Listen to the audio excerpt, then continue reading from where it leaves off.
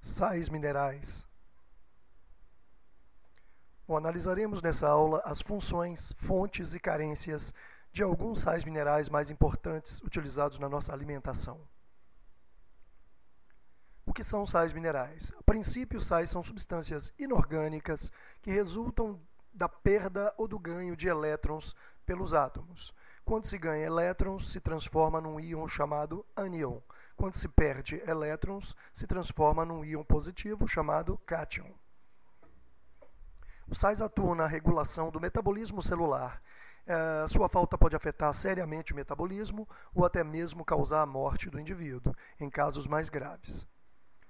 Íons essenciais são aqueles encontrados na tabela periódica, e a gente cita aqui alguns: cálcio, cloro, cobalto, cobre, cromo, etc. Não vamos discutir os detalhes sobre cada tipo de sais, mas os mais importantes utilizados na nossa alimentação. Os sais são classificados em dois grupos. Inicialmente, macrominerais. Estes macrominerais não são moléculas grandes, são simplesmente moléculas usadas em quantidades acima de 100 mg diárias. Necessitamos de cálcio, fósforo, magnésio, cloreto, sódio, potássio, nessas quantidades maiores que 100 mg por dia. Os microminerais, então, são aqueles cujas necessidades são menores que 100 mg por dia.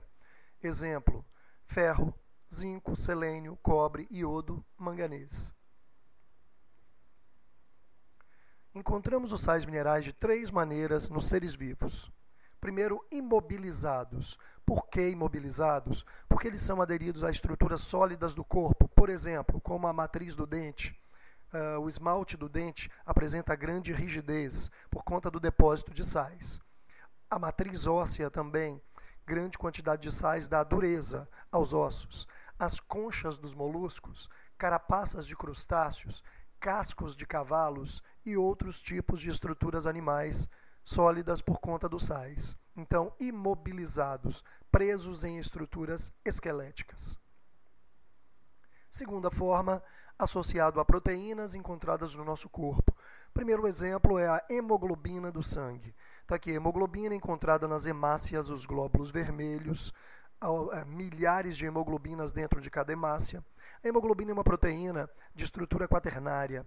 Ela apresenta aqui duas cadeias de aminoácidos do tipo alfa, duas cadeias do tipo beta. Mas o que importa agora é que cada cadeia de aminoácido tem no seu centro aqui, um átomo de ferro.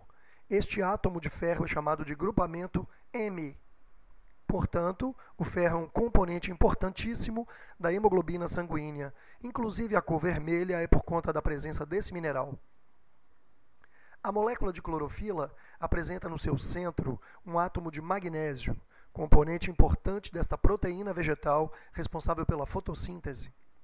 E uma terceira maneira de encontrar sais é exatamente dissolvida em água, nos líquidos corpóreos, nos líquidos celulares, nos líquidos intracelulares, intercelulares, no sangue, no plasma do sangue e em vários líquidos do corpo, na forma iônica, cátions ou ânions. Aqui eu tenho exemplos de íons na forma iônica, ou de sais minerais na forma iônica.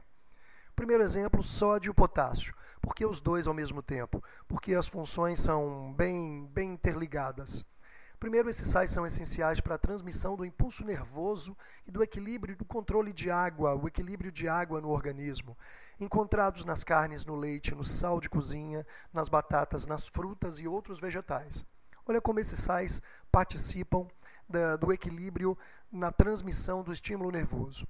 Você nota que esta linha azul clara representa a membrana plasmática de uma célula. O meio aqui, bege, representa o lado externo da célula. E o lado azul representa o lado interno da célula, do citoplasma, de um neurônio. Repare que quando o estímulo nervoso passa pela membrana, que é uma descarga elétrica, a polaridade da membrana, que era positiva, inverte. Entrando o sódio na célula e saindo o potássio, Fora é positivo, dentro é negativo. Quando invertem as posições dos íons, a polaridade também inverte, facilitando a passagem do estímulo nervoso. Dessa forma, o impulso nervoso, que é uma descarga elétrica, corre pela membrana do neurônio até o local onde vai estimular alguma função no organismo. Portanto, fundamental sódio e potássio para a transmissão dos estímulos nervosos através das membranas celulares. Segundo exemplo, cálcio. O cálcio, além da forma encontrada dando rigidez aos ossos e dentes, nós encontramos o cálcio na forma iônica, participando de reações da contração muscular. Como funciona isso? Aqui é uma fibra muscular e cada linha desta fibra muscular a gente chama de sarcômero. O sarcômero é a unidade de contração muscular. O sarcômero é constituído por milhares de feixes de dois tipos de proteínas. Miosina, a proteína mais grossa, e actina, a proteína mais fina. Quando o sarcômero está relaxado, o músculo está relaxado, as fibras apresentam esse espaçamento aqui, ó, entre as actinas. Existe um espaço entre as actinas no sarcômero. Quando a fibra contrai, o espaço reduz. Significa que encurta o tamanho da célula.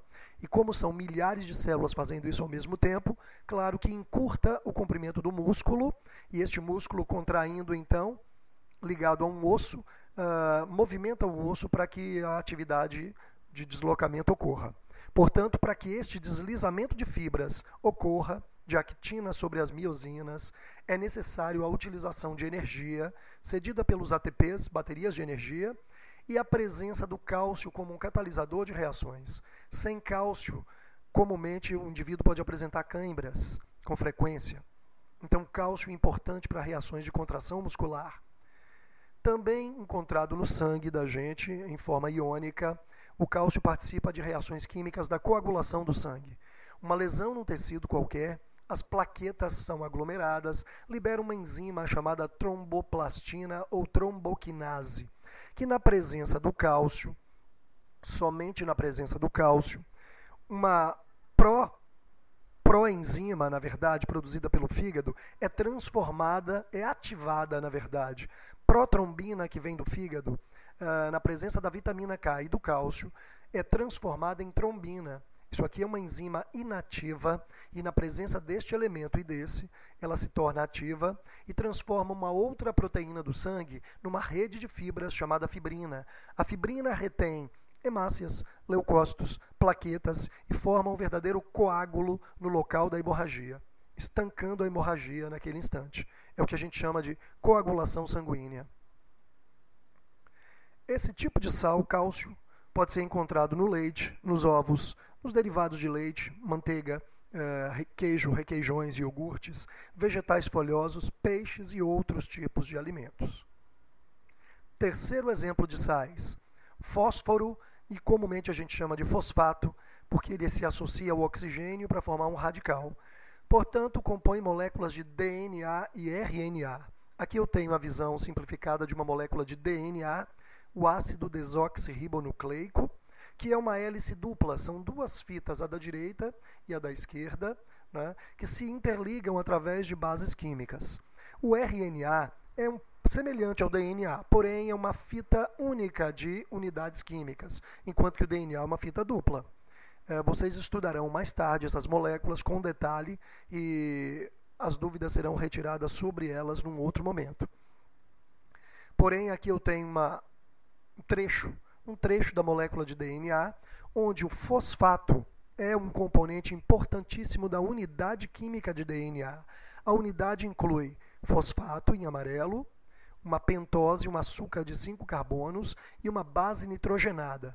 Existem 4 tipos de bases: timina, adenina, citosina, guanina. Não vamos discutir as bases nitrogenadas agora. Apenas quero salientar a presença do fosfato como um componente da molécula de DNA na dupla hélice, dos dois lados, servindo para unir um nucleotídeo ao outro.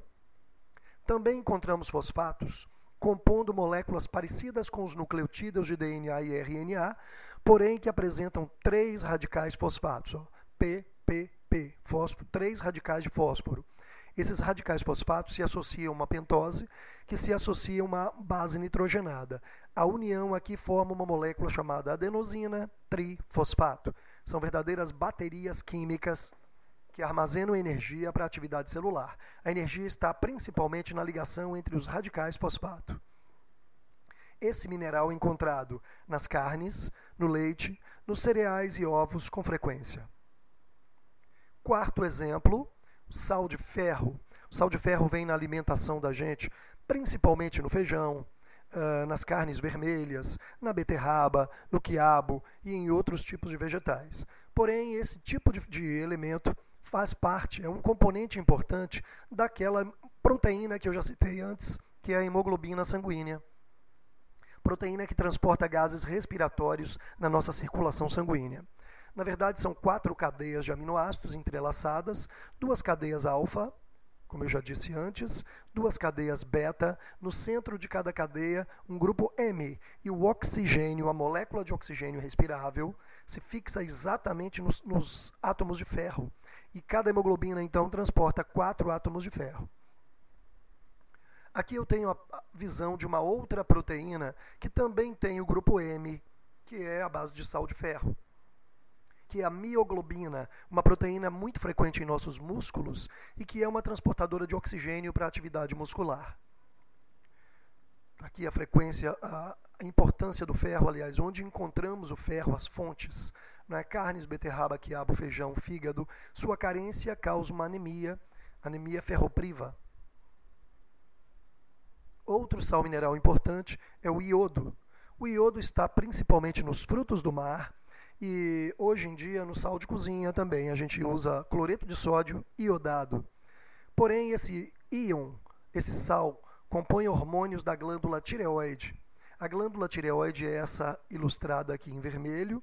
As 4 glândulazinhas menores que ficam atrás da tireoide, denominadas paratireoides, não vamos discutir agora, não interferem na presença do iodo. Portanto, hormônios chamados de triiodotironina, tetraiodotironina, ou T3 e T4, conhecidos simplesmente como tiroxina, são hormônios reguladores da velocidade do nosso metabolismo. Então, frutos do mar e sal iodado são as fontes principais desse sal mineral. Sua carência pode levar ao desenvolvimento do hipotireoidismo, uma doença caracterizada pela presença do crescimento da glândula. Repare o pescoço dessa senhora, como cresceu a glândula tireoide, denominado aqui de bócio endêmico. É um sintoma da carência desse sal mineral na nossa alimentação. Existem outros sintomas dessa carência. A exoftalmia, aquele olho que aumenta a pressão interna e fica o olho esbugalhado, saliente, muita sonolência, raciocínio lento e outros tipos de sintomas que não vamos abordar agora. Sexto exemplo de mineral, eu tenho o magnésio. O magnésio é encontrado em nossos ossos e dentes, dando rigidez, como cálcio também, como flúor também e outros. Atua no bom funcionamento do sistema nervoso também, compondo proteínas e enzimas importantes do metabolismo. Grãos, sementes, castanhas, aveia, frutos do mar e leite são fontes frequentes desse tipo de mineral. O flúor também compondo ossos e o esmalte dos dentes. Você deve se lembrar do dentista que de vez em quando passa flúor no seu dente, exatamente para protegê-lo contra as cáries, já que este mineral enrijece o esmalte do dente. Oferece resistência e dureza. Sua principal fonte é a água fluorada e os frutos do mar também. Sua deficiência pode levar à osteoporose, o enfraquecimento ósseo, denominado câncer de osso, e as cáries também. Para a gente concluir essa visão de sais minerais, eu coloquei aqui 3 exemplos rápidos também de zinco, cloro e cobre. O zinco e o cobre compõem enzimas e hormônios do nosso metabolismo. Encontramos no fígado, nas nozes, nos mariscos, em muitos legumes. Já o cloro participa do equilíbrio de água no corpo, sendo encontrado no sal de cozinha, cloreto de sódio, e na água que bebemos. Portanto, não deixe de estudar Pesquise e estude também sobre outros componentes celulares, além dos sais minerais. Se você realmente tem interesse, vá buscar na própria internet, vá buscar no seu livro outros componentes celulares para você perceber a interação desses elementos todos na boa saúde de cada dia. Muito obrigado, até a próxima.